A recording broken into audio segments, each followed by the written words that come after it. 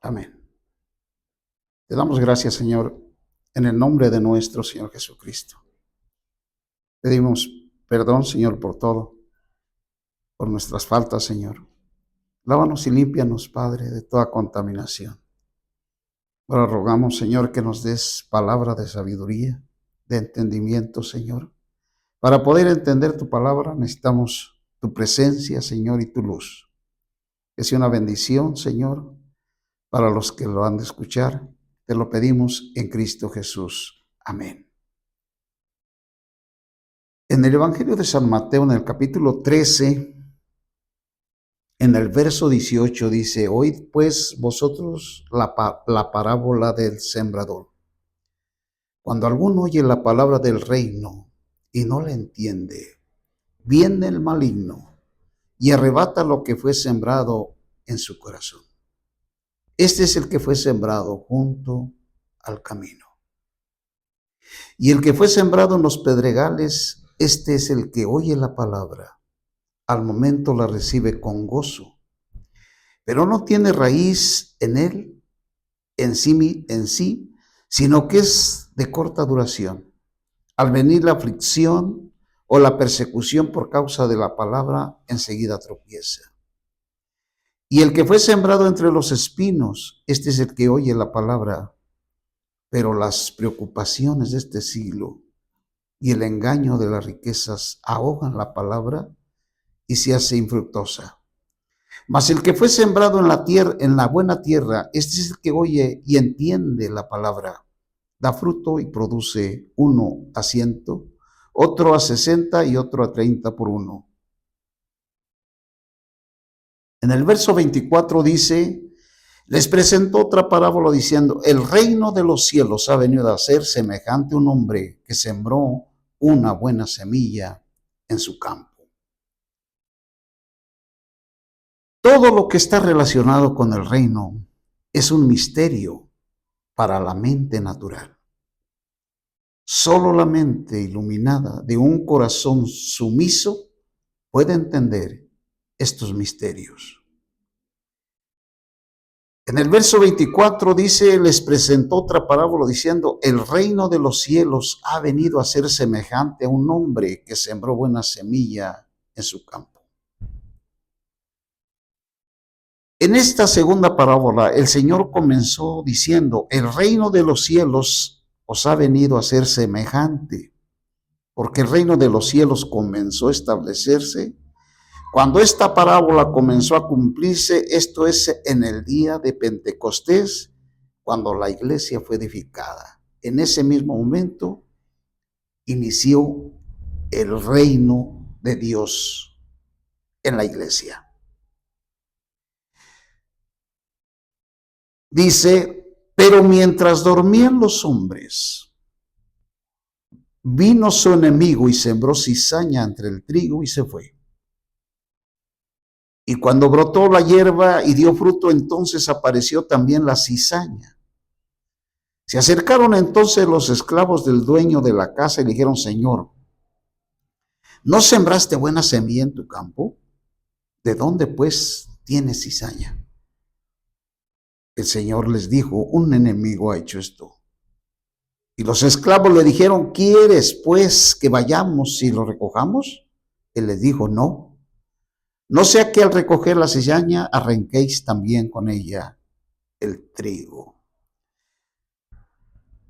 Los hombres, los siervos del Señor, los esclavos del Señor, los apóstoles, cuando los esclavos del Señor dormían y no estaban velando, Satanás, el enemigo del Señor, el diablo, vino y sembró creyentes falsos entre los verdaderos. La cizaña es una mala hierba que se parece al trigo. Su semilla es venenosa y puede producir sopor, náuseas, convulsiones, incluso la muerte. El retoño y las hojas de la cizaña se parecen idénticas a las del trigo. Solo se puede distinguir el trigo de la cizaña cuando se produce el fruto, El fruto del trigo es amarillo dorado, pero el de la cizaña es negro.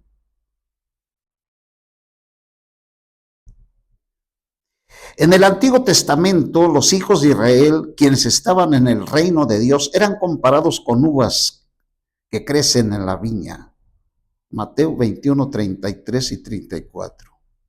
Mientras que la iglesia en el reino de Dios, a los creyentes son comparados con el trigo que crece en el campo. La viña estaba cercada, limitada y solo incluía a los judíos, mientras que el campo abarca el mundo entero y es abierto, ilimitado y incluye a todos los pueblos. Arrancarla con el fin de recogerla, así también en los versículos siguientes. Tanto la cizaña como el trigo crecen en el campo, y el campo es el mundo. Los creyentes falsos y los verdaderos viven en el mundo. Recoger la cizaña del campo significa quitar del mundo a los creyentes falsos. El Señor no quería que sus esclavos, sus apóstoles hicieran esto, porque al quitar del mundo a los creyentes falsos podrían también quitar a los verdaderos creyentes. La Iglesia Católica cometió este error y así mató a muchos creyentes verdaderos. Dice en el verso 30, dejad que ambos crezcan juntos hasta la siega. Y al tiempo de la siega yo diré a los segadores, recoged primero la cizaña y atala en manojos para quemarla, pero recoged el trigo en mi granero. Otra parábola les presentó diciendo, dice aquí que la cizaña y el trigo crecen juntos en el mundo, no en la iglesia, en el mundo. El fruto del trigo en las primeras dos parábolas y el fruto del grano de mostaza aquí en la tercera parábola son comestibles. Esto indica que las personas del reino, los constituyentes del reino, de la iglesia, deben de ser como un sembrado que produce alimento para la satisfacción de Dios. En el verso 31 dice, otra parábola les presentó diciendo, el reino de los cielos es semejante a un grano de mostaza que un hombre tomó, sembró en su campo. Es la semilla más pequeña de todas las semillas, pero cuando ha crecido es la más grande de las hortalizas. Y se hace un árbol de tal manera que vienen las aves del cielo y anidan en sus ramas. Esta parábola que presenta el Señor con respecto al reino de los cielos es semejante a un grano de mostaza que un hombre tomó y sembró en su campo. Es la semilla más pequeña de las semillas, pero cuando ha crecido es más grande de las hortalizas y hace un árbol. Con respecto al verso 32, la iglesia, que es la corporificación del reino en la tierra, debe de ser como una hierba que produce alimento. Sin embargo, su naturaleza y su función fueron cambiadas de modo que se hizo un árbol, un nido de aves. Esto es contrario a la ley de la creación de Dios. Es decir, que toda planta debe de dar fruto según su especie, según dice Génesis, en el capítulo 1, en el verso 11 y 12. Este cambio sucedió en la primera parte del cuarto siglo, cuando Constantino el Grande unió a la iglesia con el mundo. Él introdujo en el cristianismo a miles de creyentes falsos, convirtiéndolo en un sistema de la cristiandad y haciendo que dejara ser la iglesia. Por lo tanto, esta tercera parábola corresponde a la tercera iglesia de las 7 mencionadas en Apocalipsis capítulo 2 y 3. La iglesia en Pérgamo, capítulo 2, 12 y 17 de Apocalipsis. La mostaza es una hortaliza anual, mientras que el árbol es una planta perenne. La iglesia, según su naturaleza, es celestial, debe de ser como la mostaza, debe ser peregrina en la tierra. Pero cambiada su naturaleza, la iglesia se estableció y se arraigó profundamente como un árbol en la tierra, floreció echando las ramas de sus proyectos, operaciones donde se alojan muchas personas. y cosas malignas. Como resultado de esto se formó la organización exterior de la apariencia del reino de los cielos. Puesto que las aves que se mencionan en la primera parábola representan a Satanás el maligno, las aves del cielo aquí deben de referirse a los espíritus malignos de Satanás junto con las personas y las cosas malignas motivadas por ello. Esto se alojan en las ramas del gran árbol, es decir, en los proyectos y en las operaciones de la cristiandad. En el verso 33 dice: otra parábola les dijo: el reino de los cielos es semejante a la levadura que una mujer tomó y escondió 3 medidas de harina hasta que todo fue leudado. Esta mujer que habla aquí en Mateo capítulo 13, en el verso 33, es la mujer Jezabel, la que habla Apocalipsis. Dice que esta mujer, es semejante a la levadura que una mujer tomó y escondió en 3 medidas de harina hasta que todo fue leudado. Todo esto habló Jesús en parábolas a las multitudes y sin palabras no les hablaba nada. El verso 35. Para que se cumpliese lo dicho por medio del profeta cuando dijo: abriré en parábolas mi boca, declararé cosas escondidas desde la fundación del mundo. Entonces, dejando las multitudes, entró Jesús en la casa y acercándose a él los discípulos dijeron: explícanos la parábola de la cizaña del campo. Respondiendo él les dijo: el que siembra la buena semilla es el Hijo del Hombre. El campo es el mundo. La buena semilla son los hijos del reino y las cizañas son los hijos del maligno. El enemigo que la sembró es el diablo. La siega es la consumación del siglo y los segadores son los ángeles.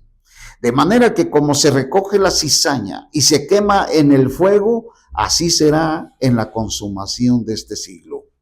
Enviará el Hijo del Hombre a sus ángeles, recogerán de su reino todo lo que sirve de tropiezo a los que hacen iniquidad, y los echarán en el horno de fuego. Allí será el llanto y el crujir de dientes. Entonces los justos resplandecerán como el sol en el reino de su Padre. El que tiene oídos, oiga. Para oír, oiga.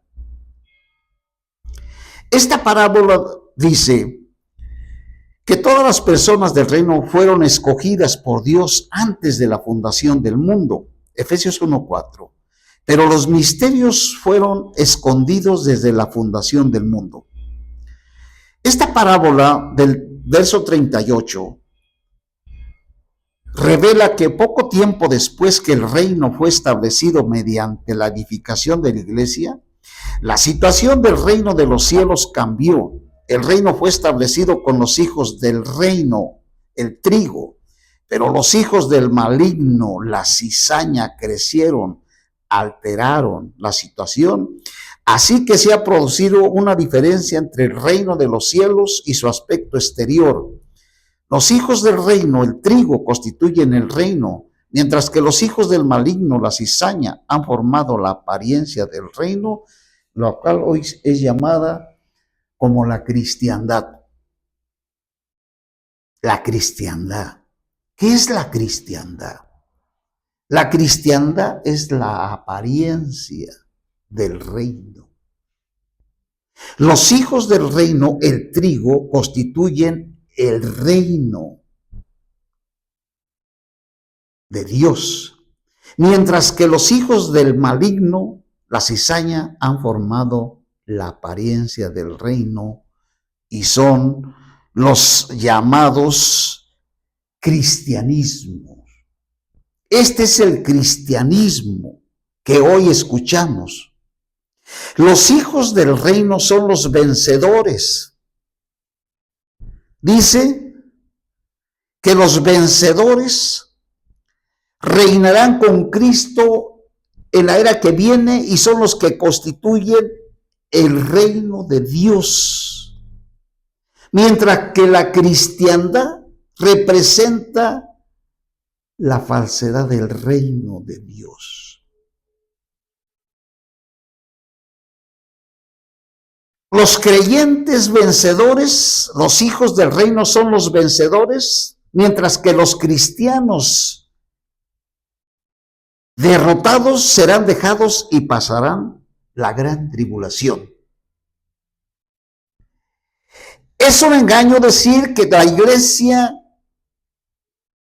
va a pasar, toda la iglesia va a pasar toda la tribulación.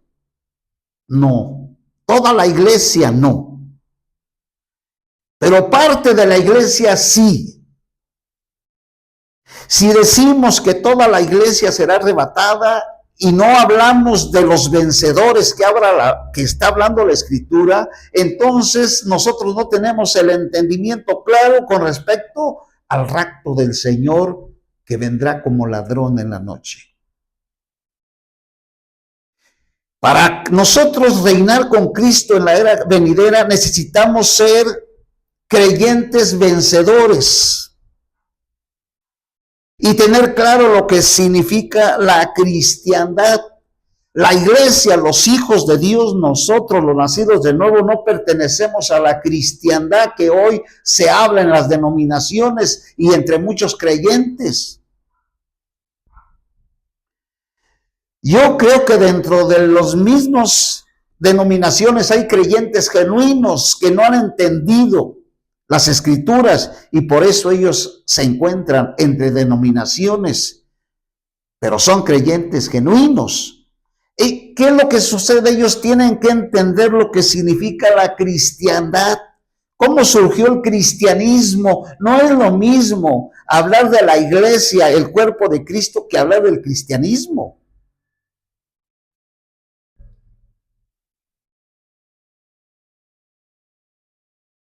Así surgió el cristianismo. Esta parábola que leemos en el verso 38, donde dice, el campo es el mundo, la buena semilla son los hijos del reino y la cizaña son los hijos del maligno. La cizaña son los falsos, mientras que el trigo son los verdaderos creyentes. Esta parábola aquí revela que poco tiempo después que el reino fue establecido mediante la edificación de la iglesia, la situación del reino de los cielos cambió. El reino fue establecido con los hijos del reino, con el trigo, pero los hijos del maligno, la cizaña, crecieron y alteraron la situación. Así que se ha producido una diferencia entre el reino de los cielos y su aspecto exterior. Los hijos del reino, el trigo, constituyen el reino, mientras que los hijos del maligno, la cizaña, han formado la apariencia del reino, la cual llaman hoy la cristiandad. Esto es muy delicado, porque creyentes genuinos no llegan a entender esta parte de las escrituras. Ellos son creyentes genuinos, muchos de los que están en diferentes lugares denominacionales, muchos son creyentes genuinos, no son cizañas. Las cizañas son los falsos creyentes, los que aparentan haber nacido de nuevo, pero no son, las cizañas no representan a los verdaderos creyentes, sino a los falsos creyentes. Esta cizaña, estos falsos creyentes, se llega a llamar hoy la cristiandad, es decir, la apariencia, no es la realidad.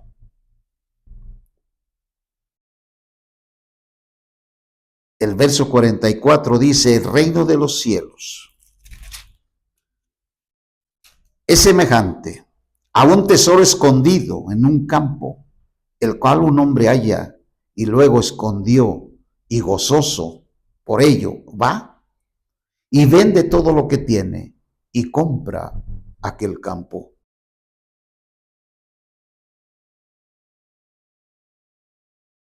Las tres parábolas anteriores acerca de la apariencia del reino fueron relatadas públicamente a las multitudes por el Rey Celestial desde una barca, mientras que las otras parábolas siguientes fueron dadas en privado a los discípulos en una casa. mientras que las tres parábolas fueron explicadas a los discípulos en una casa. Esto indica que los temas tratados en estos tres parábolas están más ocultas. La primera parábola trata de un tesoro escondido en el campo. El tesoro escondido en el campo debe de estar constituido de oro o piedras preciosas, los materiales usados para la edificación de la iglesia y de la Nueva Jerusalén. Primera de Corintios 3:12 y Apocalipsis 21:18 al 20. Puesto que la iglesia hoy en día es el reino, en términos prácticos, y puesto que la Nueva Jerusalén será el reino en su manifestación, el tesoro escondido en el campo debe de representar el reino escondido que está en la tierra creada por Dios. El campo es la tierra creada por Dios para su reino. Este hombre que dice que compró.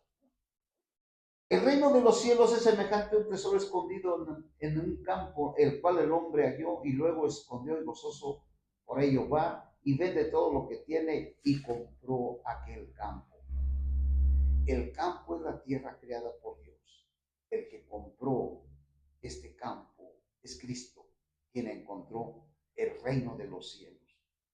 Lo escondió y gozoso por ello fue a la cruz para vender todo lo que tenía y comprar el campo, es decir, redimir la tierra creada que se había perdido para el reino.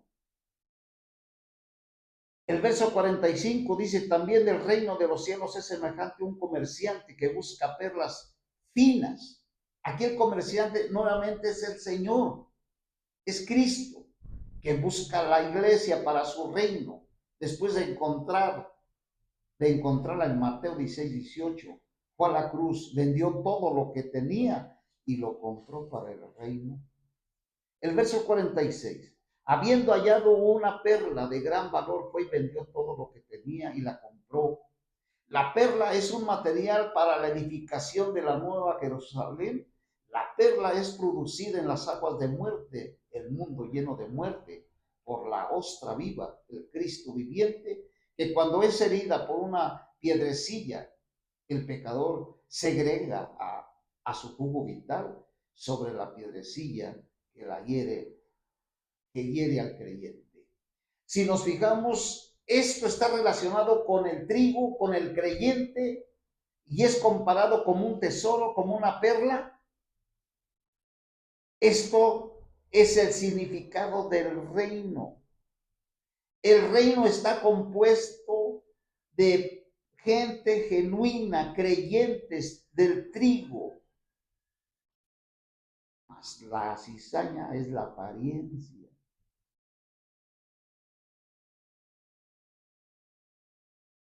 Hallamos Apocalipsis en el capítulo 2 de Apocalipsis. Dice en Apocalipsis en el capítulo 2, en el verso 18. Escribe el mensajero de la iglesia en Tiatira, el Hijo de Dios, el que tiene ojos como llama de fuego y pies semejantes al bronce bruñido, dice esto: yo conozco tus obras, amor, y fe y servicio y tu perseverancia, y que tus obras postreras son más que las primeras. Lo tengo contra ti, que toleras esa mujer Jezabel, que dice ser profetisa y enseña y seduce a mis esclavos a fornicar y a comer cosas sacrificadas a los ídolos. Le he dado tiempo para que se arrepienta, pero no quiere arrepentirse de su fornicación. Y aquí yo la arrojo en cama. Y en gran tribulación a las que con ella adulteran, si no se arrepienten de las obras de ella. Y a los hijos de ella heriré de muerte, y todas las iglesias sabrán que yo soy el que escudriña las partes internas y los corazones, y os daré a cada uno según vuestras obras.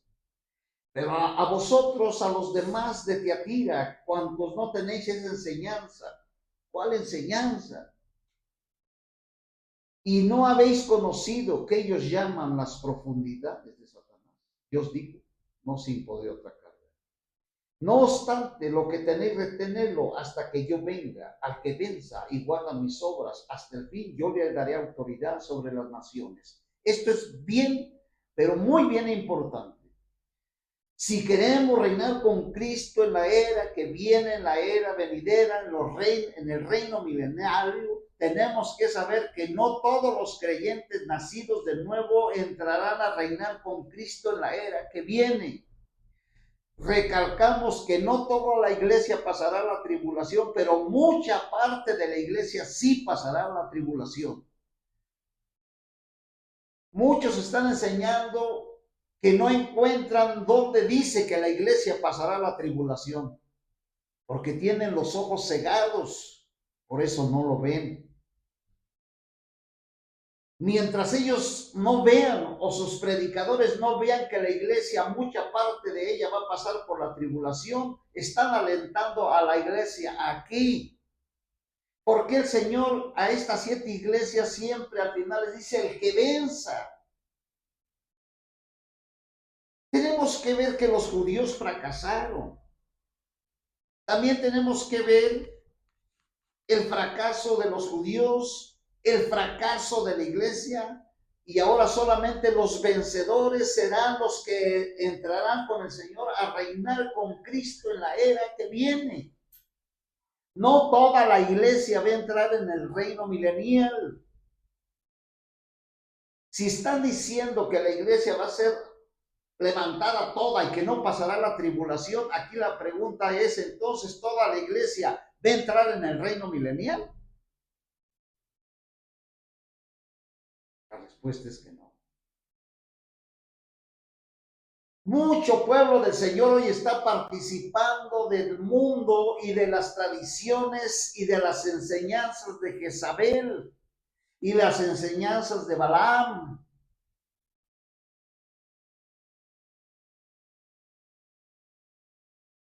Dice, escribe el mensajero de la iglesia en Tiatira. La palabra griega significa sacrificio aromático o sacrificio continuo. Como señal, la iglesia en Tiatira prefigura la iglesia católica romana, la cual constituyó la iglesia apóstata cuando se estableció el sistema papal universal a finales del sexto siglo.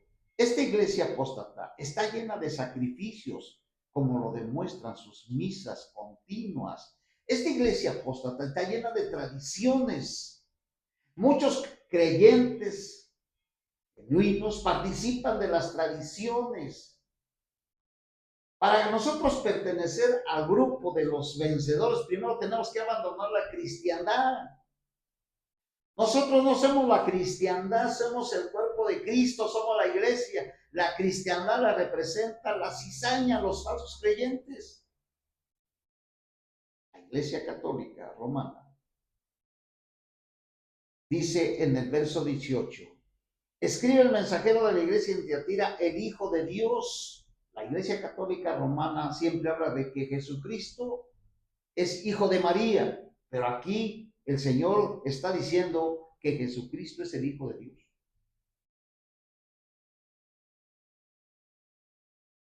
Al dirigirse a la iglesia mundana, la iglesia en Pérgamo, el Señor se presenta como aquel que tiene la espada aguda de 2 filos. Al dirigirse a la iglesia apóstata, la iglesia en Tiatira,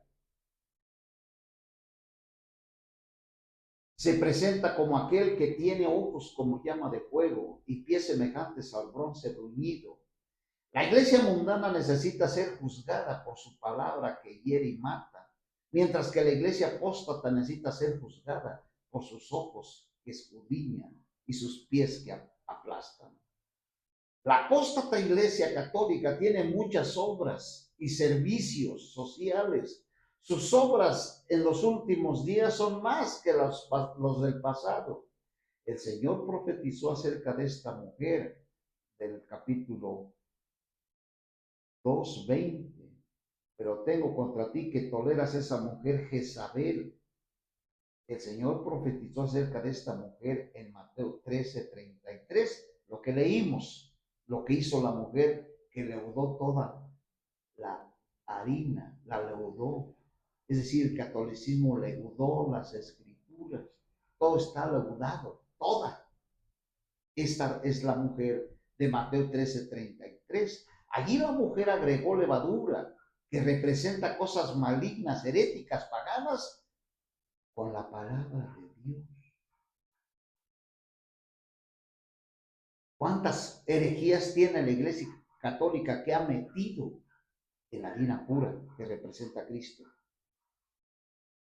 Esta mujer, Jezabel, es la gran ramera de Apocalipsis capítulo 17, la cual mezcla abominaciones con cosas divinas. Jezabel, la esposa pagana de Acab.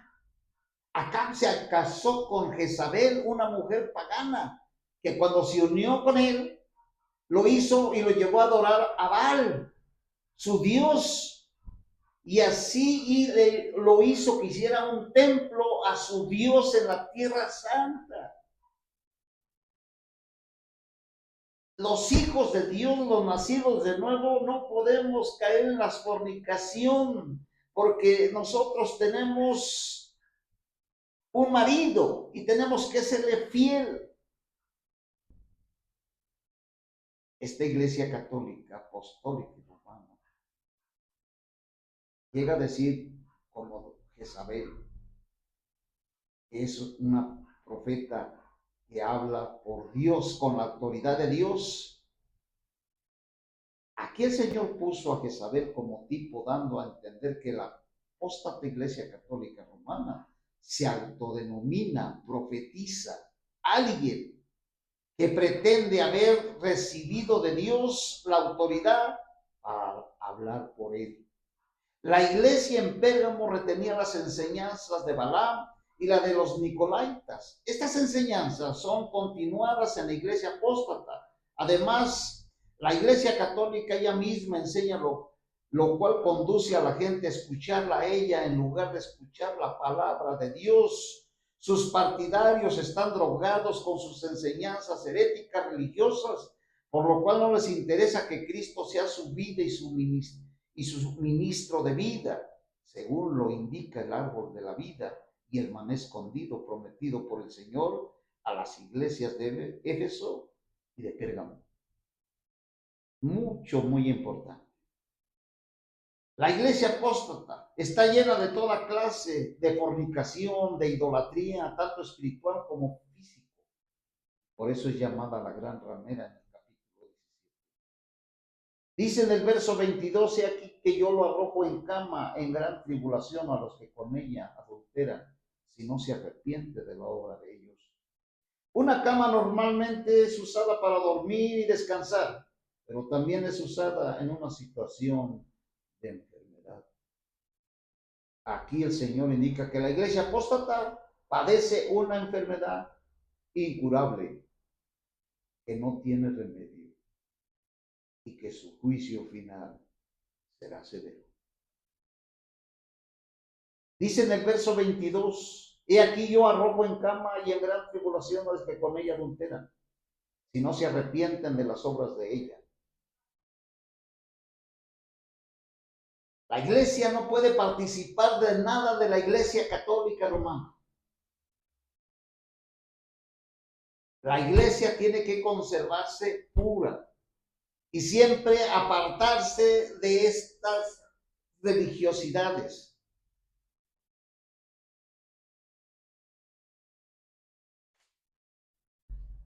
Dice en el capítulo 2:26, no obstante lo que tenéis, retenerlo hasta que yo venga, el que venza. Aquí vencer significa vencer el catolicismo, las tradiciones, todo lo que la iglesia católica hace cada año en fin de año. El creyente tiene que vencer todas esas tradiciones, por muy bonitas que le parezcan,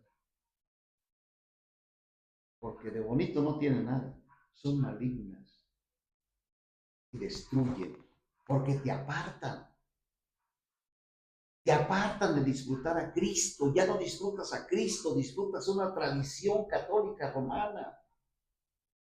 El disfrute del Señor debe de ser continuo y ninguna tradición debe de separarnos del amor del Señor. Aquí vencer significa vencer el catolicismo. ¿Cómo puede un creyente que ha nacido de nuevo y siempre vivió una vida de fornicación, participando en las tradiciones católicas y muchos ya murieron? ¿Qué va a suceder con ellos? Nunca vencieron, pero ya no están con nosotros. Fueron creyentes genuinos, pero nunca se les ministró la verdadera palabra pura. Ellos no llegaron a entender, pues ya no están con nosotros. Estaban en la fornicación, en la tradición. Y muchos creyentes también que han recibido al Señor aman al mundo. ¿Qué va a pasar con ellos? De todos los que llegaron y han amado al mundo, pero ya no están con nosotros. ¿Van a reinar con Cristo en la era que viene, en el reino milenial? ¿Qué va a suceder con ellos? Fíjese lo que dice aquí en Santiago, llamado también Jacobo, hermano del Señor. Vamos a ver aquí lo que está diciendo. Es aquí esta palabra. En el capítulo 4 dice, ¿de dónde vienen las guerras y los conflictos entre vosotros? ¿Acaso no vienen de esto, de vuestras pasiones, las cuales combaten en vuestros miembros? Deseáis y no tenéis, matáis y tenéis celos y no podéis alcanzar, combatís y hacéis guerra, no tenéis por qué no pedís. Pedís y no recibís, porque pedís mal para gastar en vuestros deleites. Adúlteros. ¿A quién está hablando esto? Jacob, Santiago, ¿a quién le está diciendo adúlteros? ¿A quién se está dirigiendo? ¿A la apariencia del reino? ¿A la cizaña? ¿O le está hablando a verdaderos creyentes? Adúlteros. ¿No sabéis que la amistad del mundo es enemistad contra Dios? Cualquiera pues que decide ser amigo del mundo se constituye enemigo de Dios. Si un creyente se constituye amigo del mundo y llega a morir, cuando él resucite, ¿va a reinar con Cristo en la era que viene? Todos aquellos que están diciendo que la iglesia no pasará por la tribulación, la pregunta es, ¿entonces toda la iglesia va a reinar con Cristo en la era del milenio? Dentro de la iglesia, de los verdaderos creyentes, no hay verdaderos creyentes que aún aman al mundo. Es decir, toda la iglesia, todos los creyentes, desde que inició la iglesia, han sido vencedores. Toda la iglesia ha sido vencedora. O sea, no hay creyentes carnales ni mundanos. No hay creyentes que aman al mundo. ¿Cuántos han muerto? Creyentes. Y han muerto amando al mundo. Cualquiera pues. La amistad del mundo es una enemistad contra Dios. Cualquiera pues que decide ser amigo del mundo se constituye enemigo de Dios.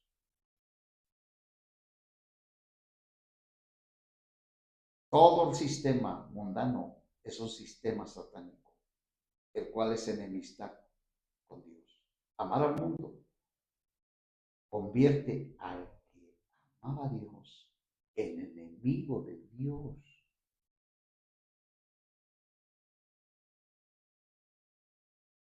Cuando Dios nos compró para que fuéramos su esposa, Él puso su espíritu en nosotros para hacernos uno con Él. Primera de Corintios 6, 19 y 16 y 17. Él es un Dios celoso. Éxodo 25. Su espíritu nos cela con celo de Dios, anhelando, deseando celosamente que no hagamos amistad con el mundo. Dios y Cristo son nuestro marido. Isaías 54:5, donde dice que Dios es el marido de Israel. Y en 2 Corintios dice que Cristo es el marido de la iglesia. Nosotros debemos ser puros, amarlo solo a Él, con todo nuestro ser. Marcos 12:30. Si nuestro corazón está dividido por amar al mundo, somos adúlteros.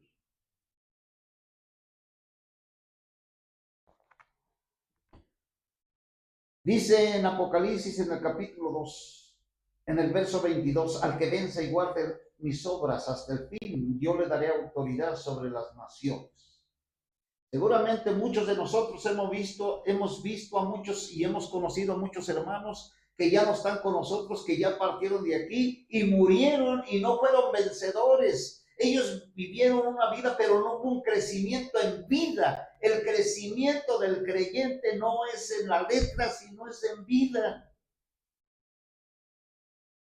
Es decir, que la vida divina de Dios se desarrolle en nosotros. Eso es el crecimiento. No un entendimiento intelectual de las escrituras, sino una experiencia, una comunión con el Señor en vida.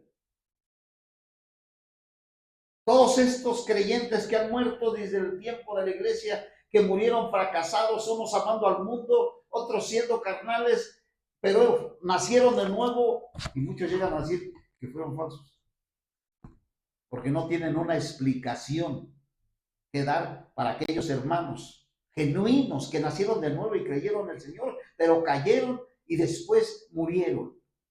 ¿Qué va a pasar con ellos? La única respuesta que dicen que eran falsos hermanos. Qué equivocado. Porque no saben dar una explicación. Al que venza y guarde mis obras hasta el fin, yo le daré autoridad sobre las naciones. Fíjense bien aquí lo que está diciendo. Un vencedor, cuando Cristo venga y escoja a los vencedores, esos vencedores van a reinar con Cristo en la era que viene, en el reino de los 1000 años. El que vence y guarde mis obras hasta el fin, yo le daré autoridad sobre las naciones, sobre las naciones. ¿Qué va a pasar con el creyente victorioso vencedor? Va a ser una autoridad en las naciones. Y fíjense lo que dice el 27. Y las pastoreará. Es decir, todos los creyentes vencedores van a ser pastores en la era que viene, porque van a pastorear con vara de hierro y serán quebradas como vasijas de barro, como yo también lo he recibido de mi Padre. ¿Qué van a hacer los vencedores? Los vencedores, no toda la iglesia va a ser vencedora.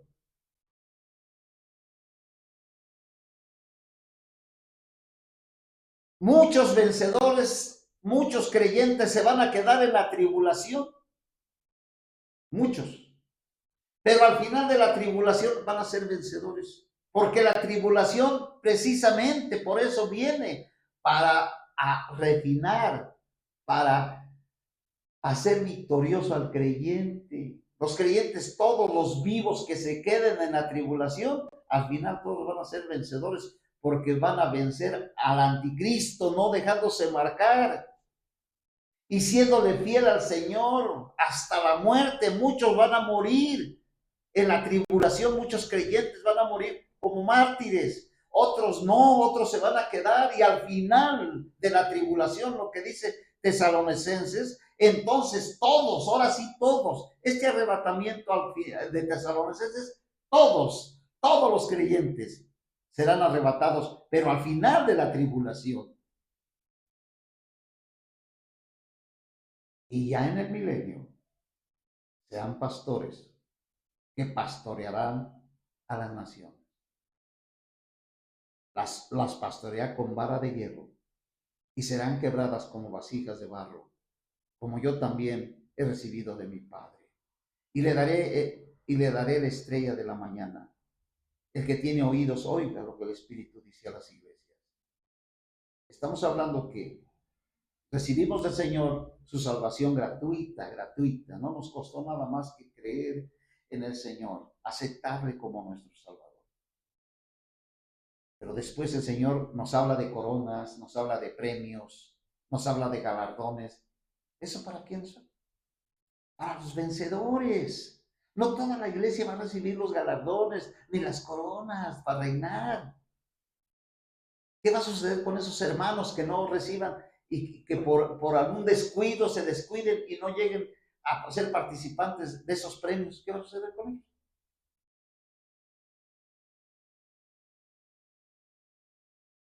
El verso 29. El que tiene oídos oiga lo que el Espíritu dice a las iglesias. ¿Cuántas iglesias? 7 iglesias. Fíjese bien, el número 7. En la Biblia el número 7 se compone de 6 más 1. Por ejemplo, 6 días más un día equivalen a una semana y se compone de 3 más 4, como en estos dos capítulos, en los cuales las 7 iglesias están divididas en un grupo de 3 y otro de 4. Al final de cada una de las primeras 3 epístolas, el oído para escuchar se mencionó primero y luego el llamado a vencer. Al final de cada una de las últimas 4 epístolas, el orden está invertido. Esto prueba que las primeras 3 epístolas forman un grupo y que las últimas 4 forman otro. 6 más 1 se ve en la vieja creación, mientras que 3 más 4 se ve en la nueva creación, la iglesia. Puesto que todas las cosas fueron creadas en 6 días, el número 6 representa la creación, especialmente el hombre, que fue creado en el sexto día. Y puesto que Dios usó un solo día para descansar, el séptimo día, como conclusión de los 6 días, el número 1 representa al único creador. Hoy es el día del Señor. Hoy es el día 1. ¿Quién inventó y quién le puso los nombres a los días? Como domingo, lunes, martes. ¿Quién? Fueron los romanos los que les pusieron. Y cada día trae un nombre cada día trae un nombre de su Dios. Le puso el nombre de sus dioses a los días. Y aquí llega el creyente a confundirse, porque ve una parte pero no ve la otra. ¿Cuál es la que nosotros vemos? El primer día de la semana, que es hoy, el día del Señor, es el número 1, que representa al Padre, al Hijo y al Espíritu. Hoy. Constantino todo lo mezcló, es que está todo mezclado y confundido para que el creyente no pueda entender. ¿Qué hizo Constantino? Le puso domingo como el nombre de su Dios. Pero, ¿y qué más hizo Constantino? Constantino hizo una ley que nadie trabajara el día domingo, porque el día domingo era el día del descanso. Por eso los que guardan el sábado están pero bien confundidos, porque dicen que ellos descansan el sábado, los del Antiguo Testamento, y no el domingo, ¿verdad? Pero si nosotros ponemos atención a lo que realmente sucedió con esto, nosotros vemos que el Señor habla de el tercer día, o el primer día de la semana, el segundo día de la semana, el tercer día de la semana, el cuarto día de la semana. Pero el número 1, que viene siendo el número 7, que viene siendo el número 1, representa al único creador. Por consiguiente, 6 más 1 significa que todas las cosas fueron creadas para Dios y para el cumplimiento de su propósito. El único creador, Dios, es triuno. simbolizado por el número 3, puesto que la creación es representada ante Dios por los 4 seres vivientes de Apocalipsis 4 y 6, o sea, nosotros somos el número 4. El número 4 representa a los seres vivos, especialmente al hombre. Por lo tanto, 3 más 4 significa que Dios es añadido al hombre creado y que así su propósito se cumple. La iglesia no solamente es la criatura, sino también la criatura con el creador como el Dios triuno, con el número 3 fundido en ella. La iglesia es el verdadero número 7. El verdadero 3 es el Padre, el Hijo, el Espíritu añadido al verdadero 4, el hombre. El hombre creado, por tanto, el número 7 denota compleción en el mover de Dios, primero en la vieja creación y luego en la nueva creación, la iglesia. ¿Existe escondido? Entonces nosotros somos el número 7 y el número 7 es el primer día de la semana. Hoy es el día del Señor.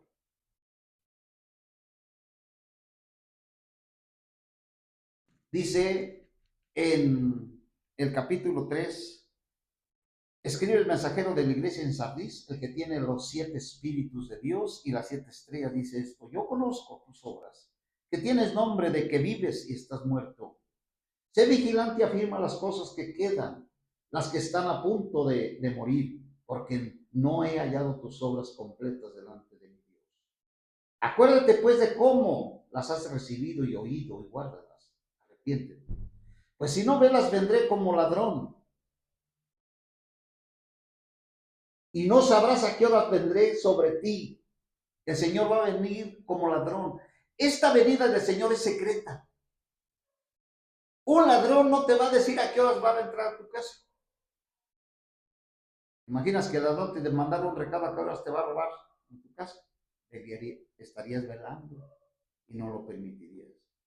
Acuérdate pues de cómo, dice, acuérdate pues de cómo las has recibido, oído, guárdalas, arrepiéntete. Pues si no velas, vendré como ladrón y no sabrás a qué hora vendré sobre ti. Este es el arrebatamiento, que el Señor viene como ladrón. Esto sí no lo anuncian. Nada más anuncian el arrebatamiento de la iglesia en general, pero no hablan del rapto secreto, cuando el Señor vendrá como ladrón. Cuando el Señor venga como ladrón, ¿a quién se va a llevar? Pues a los que estén velando. ¿Se va a llevar a toda la iglesia? No, nomás a los que venzan, a los que estén velando, a los que estén disfrutándole. Si usted está disfrutando las tradiciones, Dios no se lo va a llevar. Usted está disfrutando allá otro marido. Si usted ama el mundo y viene el Señor como ladrón, ¿se va a ir? No se va a ir. Va a quedar. Y si se queda y no se va en ese arrebatamiento, ¿qué va a suceder? Va a pasar por la tribulación.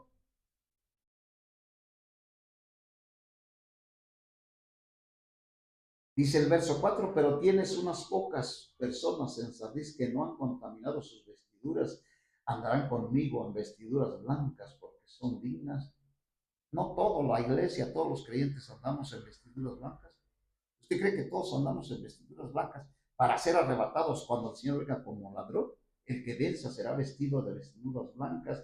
Y nunca borraré su nombre del libro de la vida y confesaré su nombre delante de mi Padre y delante de sus ángeles. El que tiene oídos oiga lo que el Espíritu dice a las iglesias. Estamos hablando de que la iglesia no toda va a pasar por la tribulación, pero los que se duerman y los que no estén velando, sí. Y que no toda la iglesia será arrebatada cuando venga el Señor como ladrón en la noche. Solamente el que tiene oídos oiga lo que el Espíritu dice a las iglesias. Aquí dice en el verso 5, el que venza será vestido de vestiduras blancas y nunca borraré su nombre del libro de la vida.